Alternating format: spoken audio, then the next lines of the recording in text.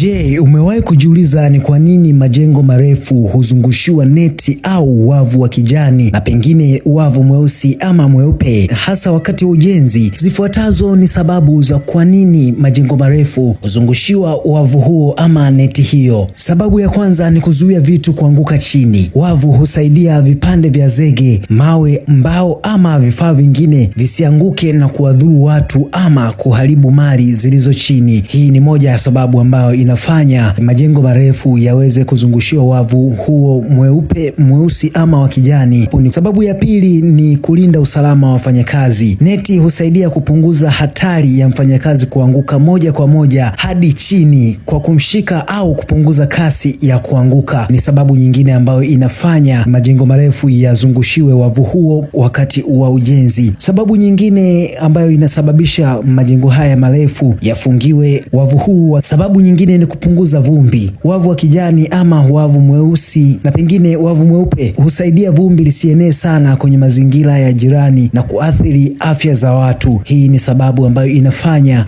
majengo marefu yaweze kuzungushiwa wavu huo wa kijani, mweupe ama mweusi. Sababu nyingine ni kinga dhidi ya upepo mkali. Wavu huu husaidia kupunguza kasi ama nguvu ya upepo, hivyo kufanya kazi iwe salama zaidi kwa mafundi. Na sababu nyingine ya mwisho kwa siku hii ya leo ni kuweka eneo la ujenzi salama na nadhifu. Wavu huu hutoa mpaka unaonekana wazi kwamba eneo hili ni la ujenzi, hivyo kuwatahadharisha watu wasikaribie sana maeneo hayo. Kwa ujumla tu, neti au wavu wa kijani au mweupe ama pengine mweusi huwekwa kwa ajili ya usalama na ulinzi ili kudhibiti mazingira wakati wa ujenzi wa majengo marefu.